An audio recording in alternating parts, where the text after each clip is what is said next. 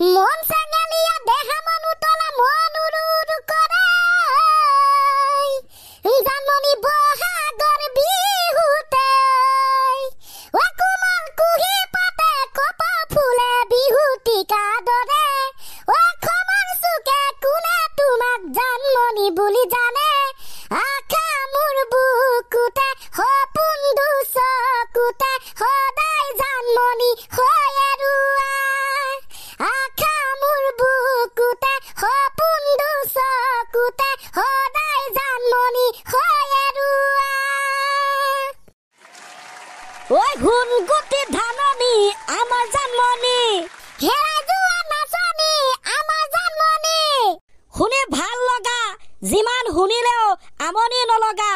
অতীতৰ এই জানমনি কেছেটৰ গানবিলাক আমিয়ে যদি জিপাল কৰি নেৰাখো ৰাখিব কোনে আখা মোৰ বুকুতে সপোন দুচকুতে সদায় জানমনি হয় ৰুৱা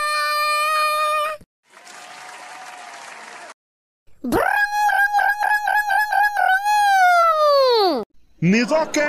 এলপি স্কুলৰ ষ্টুডেন্ট বুলি ভাবিছা নেকি মনটো তেনেকুৱাই চাই উৰি গুচি যায় যেনি তেনি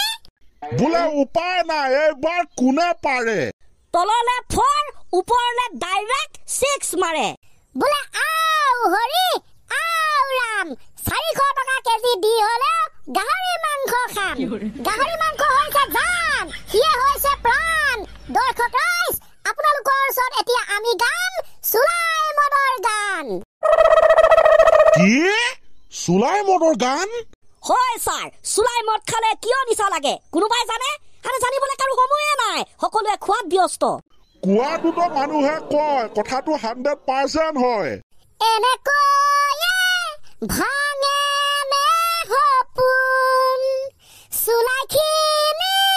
পেলাই দিলে কোন কোনে কব মোক আজি কাষলে গোপন আহি চুলাই আনি থৈছো আখাহি বুলি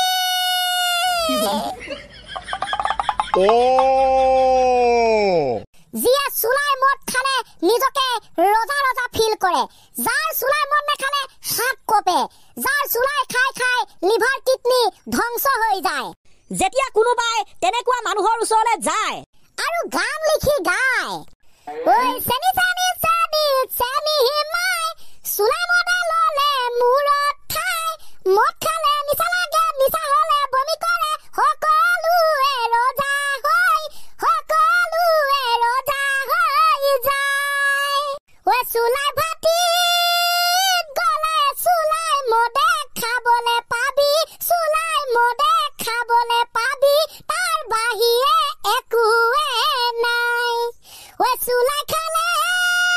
বডিত শক্তি অলপ বেছিকে পাবি শক্তি অলপ বেছিকে পাবি লিভাৰ কিন্তু ধ্বংস হৈ যায় ঐ ভয়ো লাগে ভালো লাগে মদ চুলাই খালে হাত কপে ভয়ো লাগে ভালো লাগে মদ চুলাই খালে হাত কপে এনেকে হলে কেনেকে কেনেকে হব এনেকে পিকচাৰ ছবি গৃহ এই ৰিয়েল পিকচাৰ শুনিছে দেখিছে তথাপিও মানুহে খাইছে উপায়টোতো নাচে চাই যিয়ে এবাৰ খাইছে সি এৰিবই নোৱাৰিছে বোলে কোঠাতে কুই নহয় মুদুৰ নিচা কিহুৰ চিন্তা এগুটি খাই ললে নিজকে অনুভৱ কৰে ৰজা ৰজা সেইটো পিছে হয় দেই ছাৰ মানুহ বুঢ়া বুঢ়ী হৈ গলে পাই পেনচন কিন্তু চুলাই মদ খালে মানুহৰ গুচি যায় টেনচন মানুহে কাজিয়া কৰি লগাই দিয়ে জগৰ মদ চুলাই খালে গুচি যায় কষ্ট ভাগৰ খাবলে কোনে শিকালে নেজানো কিন্তু খাই যে মানুহে ৰজা ৰজা ফিল কৰে সেইটো হলে ভালকে জানো উপায় নাই পিতাহঁত বস তোমালোকে খাবলে নিশিকিবা হেয়াই প্ৰাৰ্থনা ওকে ওকে স্যাৰ আৰু এটা আছে গান শুনিব নে নুশুনে সেইটো কক আৰে কিয় নুশুনিম গান হৈছে মোৰ প্ৰাণ মই আজি গান শুই যাওঁ দে শুনা দিয়া শুনা এবাৰ কোনে পাৰে আমাৰ ছাৰক বোলে কৃষ্ণ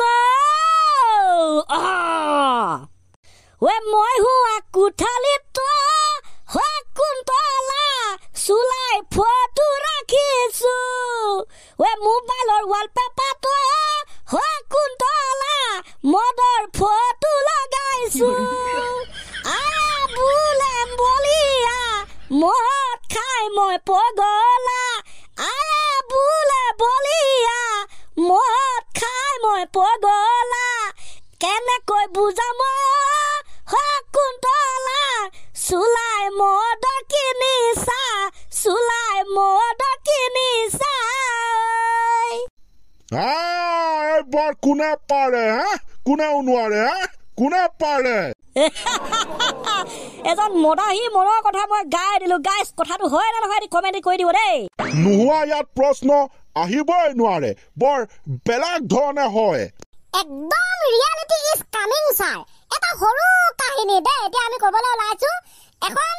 সৰু চহৰত এটা ল'ৰা হেৰাইছিল দে ছাৰ হ'ব পিতাই হ'ব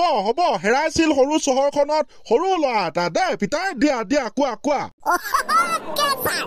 চাৰিওফালে গণ্ডগোল লাগি গ'ল হুলস্থুল ইফালে চাইছে নাই সিফালেও চাইছে নাই থানাত দিছে এজাহাৰ খবৰ খাতি নাই কোনোবাই তাকে দেখি ক'লে বোলো আজিকালি ছ'চিয়েল মিডিয়াৰ যুগ থানাত এজাহাৰ দিয়াৰ লগতে হোৱাটছআপ ফেচবুকতো একপি ফটো লগাই মেলি খবৰটো দি দিব লাগে কথা মতে কাম ফটো আছিল ফটো দি দিলে গ্ৰুপত তাৰপিছত কথা মতে কাম নহয় ছাৰ মাক চকলাই পিছদিনাখনে হোৱাটছআপত খবৰটো পাই মানুহ এজনে ল'ৰাটোক ধৰি মেলি লৈ আনিছে মাকৰ লগলে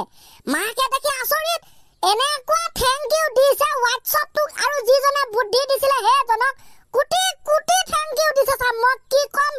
নাই মানে এতিয়া বুজাবলৈ ভাষা অৰ্থহীন মানে ছাৰ এইটো হ'ব ন